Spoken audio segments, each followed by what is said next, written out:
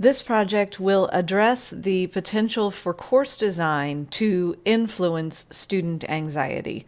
The goal here being to diffuse the innovation of creating courses in a way that limits or reduces or even eliminates the anxiety students feel in major courses such as public speaking or math. There is certainly a need for innovation here, and that need starts with a successful change agent. That change agent needs to look at the dynamic relationship between content, pedagogy, and technology. In order to truly foster innovation and really diffuse it and get it out there, we have to understand that there is an interconnection between that content, pedagogy, and technology.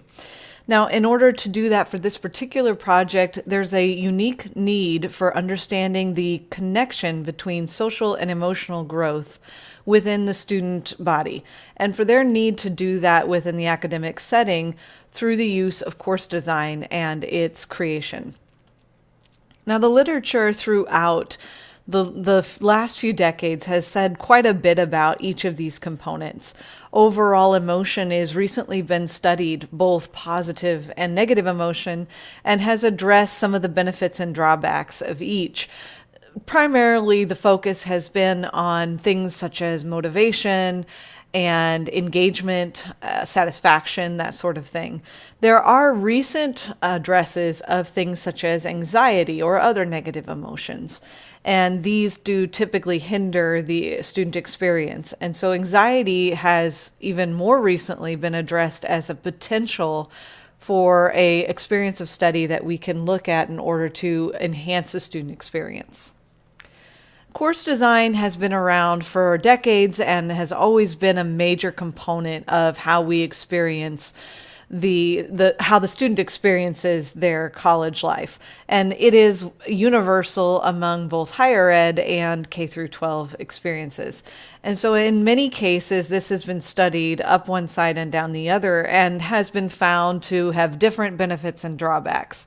The problem is that there's not been a connection between the influence of course design and some of those negative emotions that we've talked about.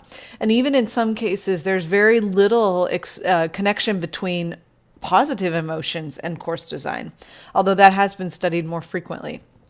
So the goal here is to take a look at how course design can potentially influence that negative emotion of anxiety. Specifically, we're going to look at 3 course designs: instructor-directed design, which is very heavily lecture-based, and this is something that's very traditional in the college setting, and a lot of students experience that heavy lecture, lots of PowerPoint, teacher-focused, and so on. We're also going to look at the newer approach, which is collaborative learning, which focuses primarily on learning from peers. The teacher is then more of a facilitator rather than a lead. The quote typically is guide on the side. So that is something that we will be looking at as well. And finally, the hybrid or independent approach. And the independent approach is what is primarily done in the online setting, where tools and resources are provided, and the student is in charge of taking control of their own experience. So they set their pace. As long as they complete it by a deadline, they can do different stages of different work experiences all up through that deadline. And this particularly will be focused on a public speaking class. Each one of these designs will be a different course. The instructor-directed being a face-to-face class, the collaborative also being a face-to-face class, and the hybrid, obviously, the independent being an online class that meets only when they deliver the speeches. So in theory, this is going to be connected amongst all 3 designs with a specific plan of action. So this model here kind of gives you an overview of what that plan of action will be. We're taking 2 theories here: Kolb's experiential learning theory and the uncertainty reduction theory that is mostly a communication concept. It hasn't been talked about too much in education because, as I mentioned, emotion, and specifically negative emotion such as anxiety or uncertainty, is not a common thread in research yet. It is kind of a newer component as far as education goes. So this will take those two theories and combine them in terms of how each of the courses will be structured. So the learning experience will begin with a concrete experience, which is based on Kolb's experiential learning. This asks for very concrete practice. So it might be a practice speech, it might be a writing component, it might be a number of different things. But the concrete experience is definitely a concrete activity.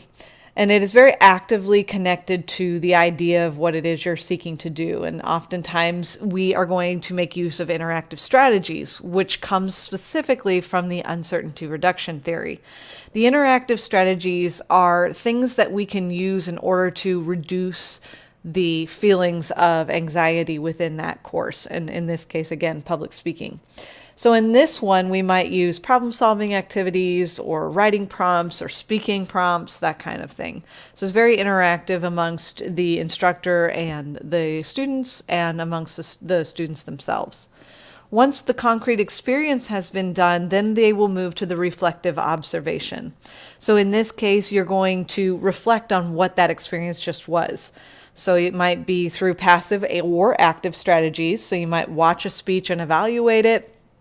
You might do reflective writings or peer evals or evaluations of other speeches that you find, say, online, and so on. Once you've completed the reflective observation, then you move to the abstract conceptualization. And this is more of a focus on the content. So in this case, you might hear a lecture, you might participate in research, you might actually write or practice the speech, and so on. And you will want to use both passive and active strategies here as well. So again, you're going to synthesize a plan for the next section, the next piece, through things like listening to lecture or preparing for your speech and so on. And then finally, you'll go to active experimentation.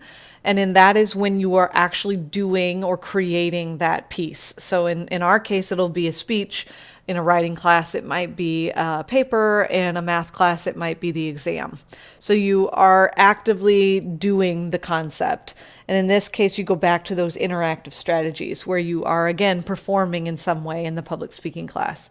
So for this one, it would be to engage in the actual performance of the speech. So that's how the two kind of connect to each other and allow you to see how uncertainty reduction theory and experiential learning theory can be melded together in order to reduce the feelings of anxiety of a student, hopefully. Now, the plan for each of the three is, for example, in a single unit, you might start with a concrete experience where students will perform some kind of speech. Then they'll go to the reflective observation where they might do a discussion board or personal reflection or a peer evaluation.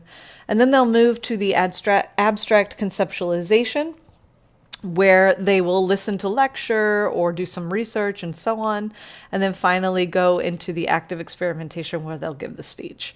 And each of the three courses will be done slightly differently.